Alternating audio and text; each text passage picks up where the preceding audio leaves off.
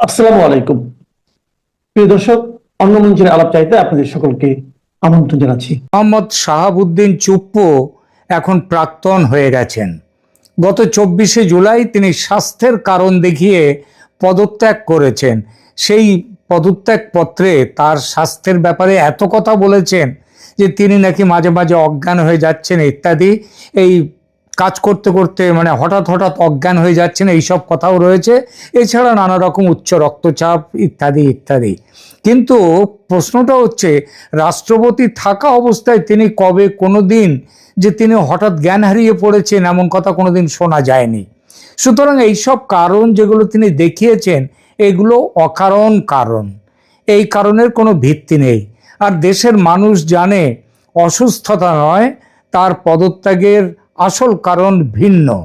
কি সেই কারণ? বিএনপি সরকার নিজে বাঁচতে রাষ্ট্রপতি চুপ্পুকে পদত্যাগ করতে বাধ্য করেছে। কেন তারেক রহমানের নেতৃত্বাধীন সরকারের নিজে বাঁচার প্রশ্নটা উঠল এই জন্যেই, সরকারের নিজস্ব গোয়েন্দা সংস্থা খবর দিয়েছে শেখ হাসিনা দেশে ফিরলে, তিনি নিজেই বলেছেন এই ডিসেম্বরের মধ্যে ফিরবেন, তবে তার আগেও ফিরতে পারেন। ডিসেম্বর হচ্ছে একদম লেটেস্ট, সব থেকে পরে হচ্ছে ডিসেম্বর। তো শেখ হাসিনা দেশে ফিরলে রাষ্ট্রপতি চুপ্পু তার সঙ্গে যোগসাজশ করে দেশে সাংবিধানিক সংকট তৈরি করার ষড়যন্ত্রে নাকি লিপ্ত আছেন। এই খবর কে দিচ্ছে প্রধানমন্ত্রীকে, বিএনপি সরকারকে, সরকারের নিজস্ব গোয়েন্দা বাহিনী। প্রধানমন্ত্রিত্ব থেকে পদত্যাগ না করে শেখ হাসিনা ভারতে নির্বাসিত হতে বাধ্য হয়েছিলেন। আর তার সুপারিশ ছাড়াই, প্রধানমন্ত্রীর সুপারিশ ছাড়াই সংসদ ভেঙে দেওয়া হয়েছিল বাংলাদেশে।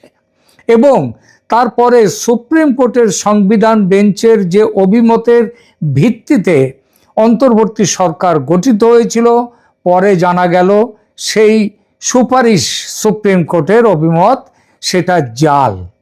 এবং সেটা যে জাল সেইটা নিয়ে মামলাও হয়েছিল ওখানকার হাইকোর্টে, ঢাকায়। যদিও ঢাকা হাইকোর্ট সেই মামলা তারা সেটা খারিজ করে দিয়েছে, কিন্তু প্রশ্ন উঠে গেছে। এবং শাহাবুদ্দিন চুপ্পু শেখ হাসিনা ফেরার পর এই বিষয়গুলো নিয়ে তিনি একটা সাংবিধানিক সংকট তৈরি করতে পারেন, এই খবর, এই ভয় পাচ্ছে সেখানকার বিএনপি সরকার। বর্তমান সরকারের তীব্র আশঙ্কা তৈরি হয়েছে রাষ্ট্রপতি ও প্রাক্তন প্রধানমন্ত্রীর মধ্যে টেলিফোন যোগাযোগের খবর ফাঁস হওয়ার ফলে। এটা শাহাবুদ্দিন চুপ্পু সম্প্রতি বিদেশে গিয়েছিলেন চিকিৎসার কারণে, এবং সেখানেই এই খবরটা ফাঁস হয়েছে। সরকারিভাবে শেখ হাসিনা ও শাহাবুদ্দিন চুপ্পুর টেলিফোন সংলাপ নিশ্চিত করা হয়নি বটে, সরকার থেকে এটা স্পষ্ট করে বলা হয়নি বটে, তবে বিএনপি নেতৃত্ব এই খবরটি বিশ্বাস করে এবং তারা জানে।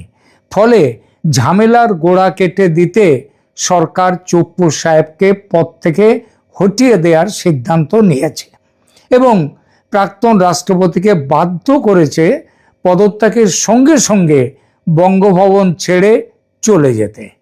ভাবুন তো, কয়েক ঘন্টার মধ্যে দেশের রাষ্ট্রপতিকে তার যে রাষ্ট্রপতি ভবন সেটা ছেড়ে সেখান থেকে চলে যেতে হচ্ছে তার নিজের বাসভবনে, একেবারে কয়েক ঘন্টার মধ্যে।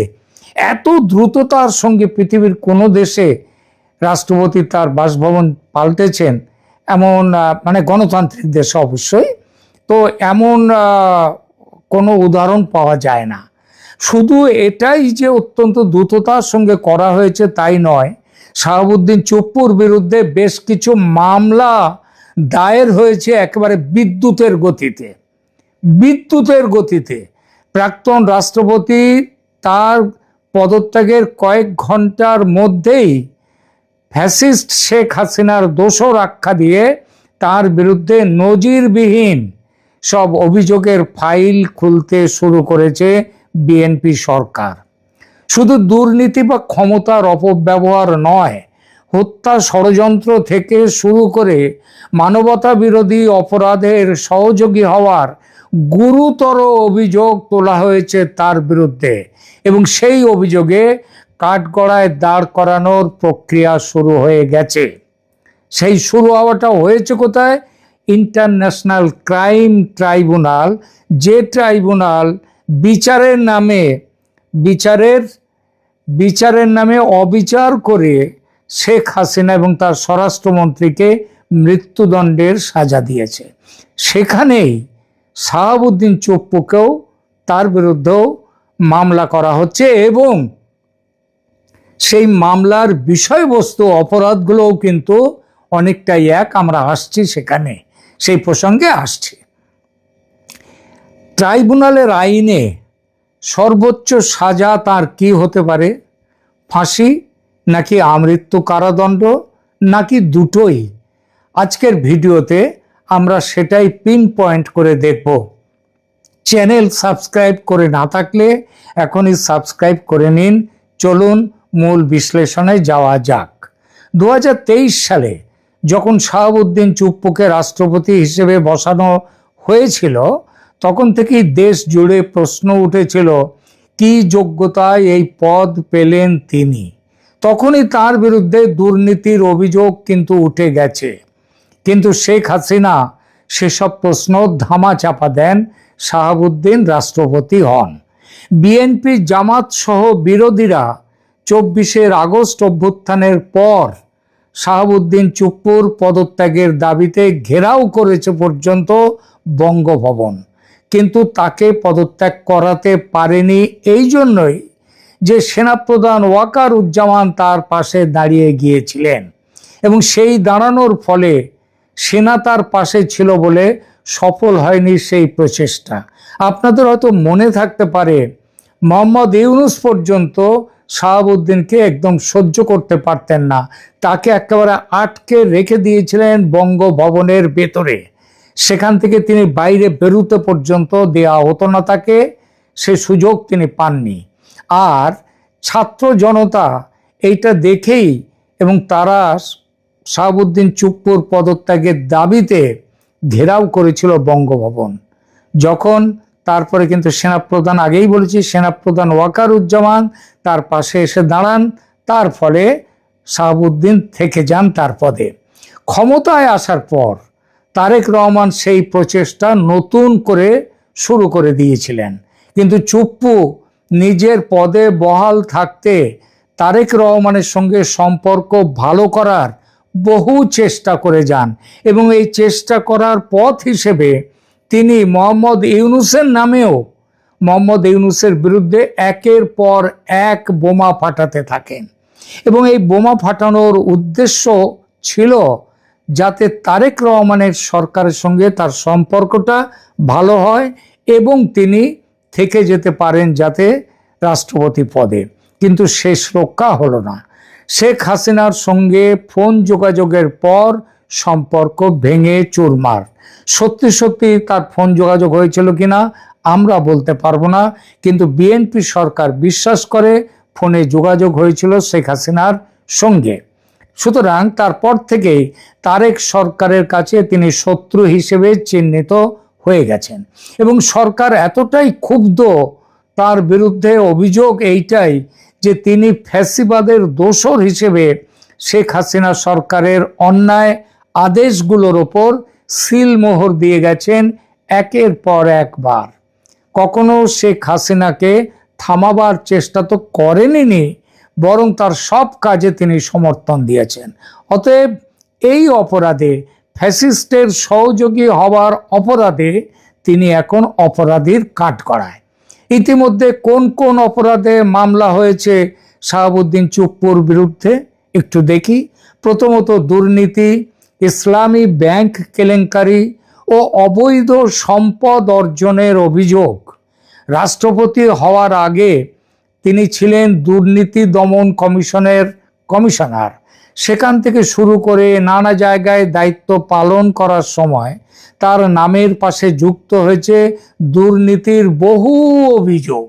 বিশেষ করে এস আলম গ্রুপের আলোচিত সেই 80,000 কোটি টাকার ঋণ জালিয়াতি এবং ইসলামী ব্যাংক দখলের ঘটনায় পর্দার আড়ালে বড় ধরনের ভূমিকা ছিল শাহাবুদ্দিন চুপ্পুর।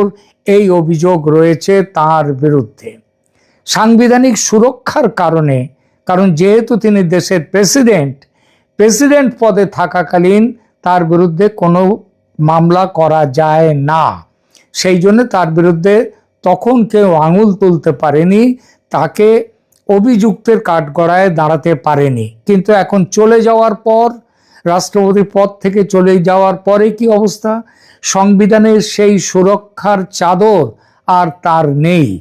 আইনমন্ত্রী বাংলাদেশের মোহাম্মদ আসাদুজ্জামান সাফ জানিয়ে দিয়েছেন, কারো প্রতি অবিচার করা হবে না ঠিকই, অর্থাৎ শাহাবুদ্দিনের বিচারে তার সুবিচার পাওয়ার সুযোগ তাকে দেওয়া হবে ঠিকই, তবে সুনির্দিষ্ট অভিযোগ যা আছে তার বিরুদ্ধে তার চুলচেরা বিশ্লেষণ চলছে, এবং এই বিশ্লেষণও কিন্তু বেশি দিন নেবে না। খুব তাড়াতাড়ি বিশ্লেষণ শেষ করে কাজে নেমে পড়বে বিএনপি সরকার, অর্থাৎ তাকে কাঠগড়ায় তুলবে। অতীতে কিভাবে ক্ষমতার অপব্যবহার করে নিজের ও সহযোগীদের আখের গুছিয়েছেন তিনি, দুদক এবং সংশ্লিষ্ট তদন্ত সংস্থাগুলো এখন সেই ফাইলগুলো একে একে টেবিলের ওপরে সাজাচ্ছে। এর সঙ্গে যুক্ত হয়েছে আন্তর্জাতিক অপরাধ ট্রাইব্যুনালে তার বিরুদ্ধে হত্যায় সহযোগিতা করা এবং মানবতা বিরোধী মামলা। শুধু আর্থিক দুর্নীতিতেই তার মানে আটকে থাকছে না চুপ্পুর ভাগ্য। বাংলাদেশ আজাদি পার্টি এবং রাষ্ট্র সংলাপ ফোরামের মতো রাজনৈতিক সংগঠনগুলো সরাসরি আন্তর্জাতিক অপরাধ ট্রাইব্যুনালের চিফ প্রসিকিউটর কার্যালয়ে তার বিরুদ্ধে আনুষ্ঠানিক তদন্তের আবেদন জানিয়েছে। এখানে অভিযোগটা কি জানেন? অভিযোগটা হলো সুপিরিয়র রেসপন্সিবিলিটি বা উচ্চপদস্থের দায়। রাষ্ট্রপ্রধান হিসেবে দেশের 3 বাহিনীর প্রধান এবং সর্বোচ্চ অভিভাবক হিসেবে তিনি জুলাইয়ের গণহত্যাকাণ্ড রোধে কোনো ব্যবস্থা তো নেননি, সম্পূর্ণ নিষ্ক্রিয় ছিলেন। এই অভিযোগ তার বিরুদ্ধে ছাত্র জনতা, জামাত, বিএনপি তাদের সবার। আন্দোলনকারীদের ওপর যখন গুলি চালনা হচ্ছিল তখন তিনি ফ্যাসিবাদকে প্রকারান্তরে প্রোটেকশন দিয়ে গেছেন, মৌন সমর্থন জুগিয়েছেন। অর্থাৎ গণহত্যাকারী ফ্যাসিস্ট শেখ হাসিনার সহযোগী শক্তি তিনি। আইন বিশেষজ্ঞরা বলছেন, জুলাই অভ্যুত্থানে যে তাজা প্রাণগুলো ঝরে পড়ার পেছনে যে গভীর রাজনৈতিক ষড়যন্ত্র ছিল, সেই ষড়যন্ত্রের চক্রান্তকারীদের তালিকায় একেবারে উঁচুর দিকে রয়েছে, আগে থেকেই রয়েছে শাহাবুদ্দিন চুপ্পুর নাম। শুধু তাই নয়, ভবিষ্যতে তার বিরুদ্ধে সরাসরি হত্যা মামলা এবং রাষ্ট্রদ্রোহিতার মতো গুরুতর অভিযোগে যুক্ত হওয়ার প্রবল সম্ভাবনা রয়েছে। আর রাষ্ট্রদ্রোহিতার সাজাও হচ্ছে মৃত্যুদণ্ড। ঘটনা কিন্তু সেদিকেই যাচ্ছে। তাহলে এখন প্রশ্ন হলো, আন্তর্জাতিক অপরাধ ট্রাইব্যুনাল আইনে তার সর্বোচ্চ কি শাস্তি হতে পারে? 1973 সালের আন্তর্জাতিক অপরাধ ট্রাইব্যুনাল আইন অনুযায়ী মানবতা বিরোধী অপরাধ, গণহত্যা কিংবা গণহত্যায় প্ররোচনা ও সহযোগিতার অভিযোগ প্রমাণিত হলে এখন এখানকার নির্ধারিত সর্বোচ্চ শাস্তি হলো মৃত্যুদণ্ড অথবা আমৃত্যু কারাদণ্ড, অথবা দুটোই একসাথে। যে দেশের সর্বোচ্চ সাংবিধানিক চেয়ারে বসে জনগণের নিরাপত্তা নিশ্চিত করার কথা ছিল, সেই চেয়ার থেকেই যদি কেউ গণহত্যাকারীদের আড়াল করে থাকে এবং আইনের চোখে যদি এই অপরাধ প্রমাণিত হয়, তবে সর্বোচ্চ শাস্তি বা মৃত্যুদণ্ড তার উপরে নেমে আসবে।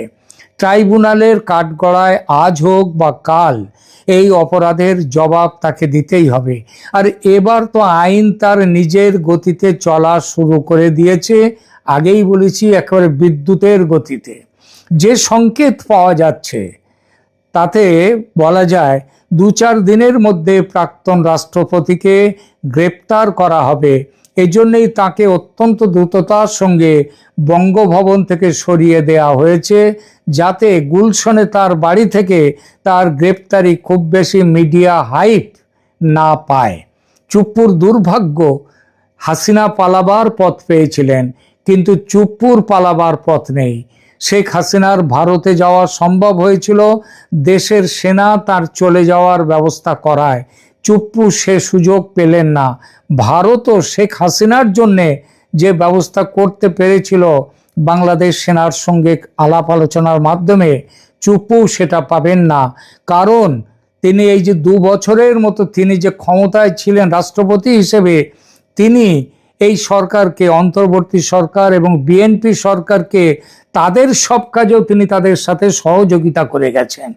তিনি যদি তার বিবেককে একবার জাগিয়ে তিনি যদি তাদের প্রশ্ন করতেন, তাদের যে একের পর এক অর্ডিন্যান্স জারি করে যেভাবে এই ক্রাইম ট্রাইব্যুনালের আইনকে সংশোধন করেছেন তিনি, সেগুলো যদি তিনি না করতেন, তিনি যদি প্রশ্ন করতেন, তাহলে এতটা সুযোগ কিন্তু এই সুযোগগুলো কিন্তু মোহাম্মদ ইউনূসের সরকার পেত না।